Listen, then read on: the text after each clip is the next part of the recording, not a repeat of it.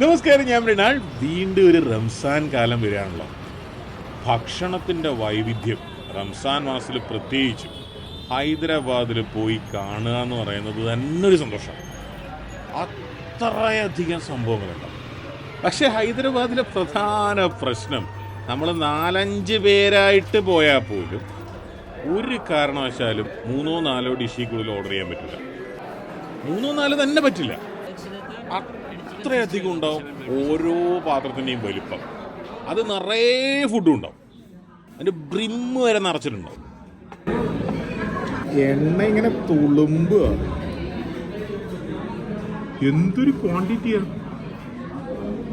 ഈ പൂരി വെറുതെ തന്നെന്ന് തോന്നുന്നു. നമ്മൾ ബട്ടർ നാൻ മാത്രമേ ഓർഡർ ചെയ്തിട്ടുള്ളൂ.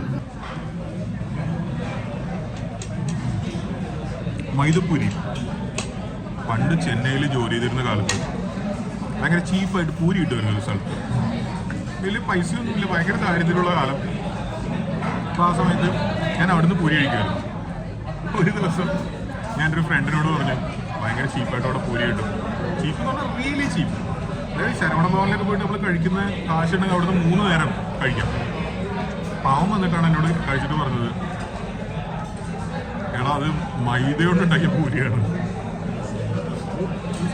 അതിൻ്റെ ഒരു സംഭവം എന്ന് വെച്ചാൽ ചൂടോടെ കോരി ഇടുക ചെയ്യുക. നമ്മൾ ആ ചൂടോടെ കഴിക്കുമ്പോൾ എന്തോ ഭയങ്കര ടേസ്റ്റ് ആയിട്ട് തോന്നും.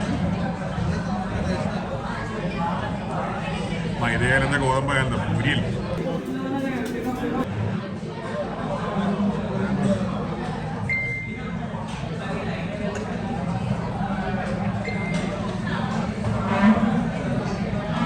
എന്തൊരു സോഫ്റ്റാന്നറിയോ ചിക്കൻ.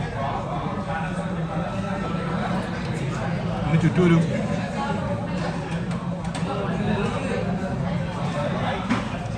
ചിക്കൻ വൻ സോഫ്റ്റാണ്. അതിന് ചുറ്റുമുള്ളത് ചെറിയൊരു പൊടി, ചെറിയൊരു മധുരം, ചെറിയൊരു എരിവ്. എണ്ണയാണ്, ഫുൾ എണ്ണയാണ്. എണ്ണപ്പാടങ്ങളാണ് ഇവിടെ. ബട്ടർ നാൻ,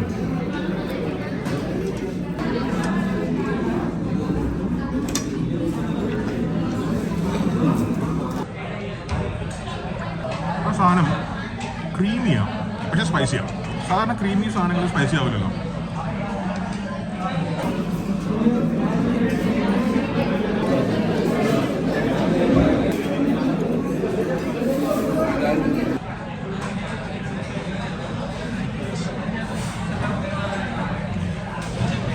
അതിൽ ചിക്കൻ നല്ല സോഫ്റ്റാണ്. ഇതാണ് ക്വാണ്ടിറ്റി എന്ന് വിചാരിച്ച് പേടിച്ചിരിക്കുകയായിരുന്നു. പക്ഷെ ഇതാണ് യഥാർത്ഥ ക്വാണ്ടിറ്റി. ഇതുപോലെ ബഗനും കൊണ്ട് കൊടുക്കേണ്ട പരിപാടിയാണ്. ഇപ്പം ഞാൻ ബഗനാന്ന് വിചാരിച്ചിട്ടാണോ?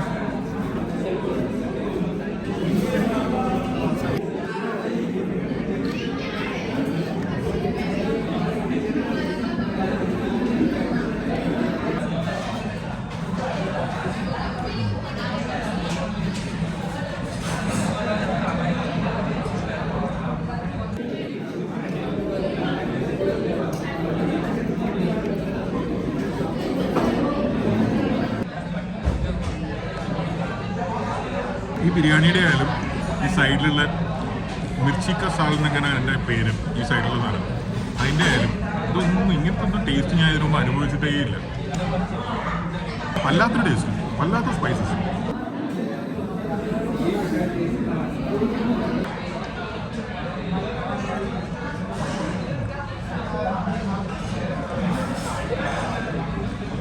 മട്ടൻ ബിരിയാണിയുടെ പാത്രം ഇത്രയായി. 4 ഘടാഘടിയന്മാർ കഴിച്ചിട്ട് ഒരു രക്ഷയില്ല.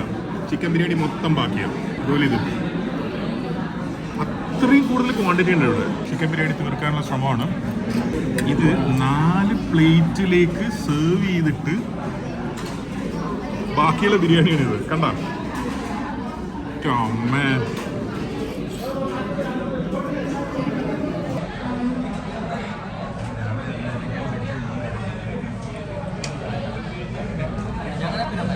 Chicken biryani mutton ബിരിയാണിനേക്കാളും പ്ലസൻ്റാണ്. ഇവിടുത്തെ വെയിറ്റർ തന്നെയാണ് പറഞ്ഞത്.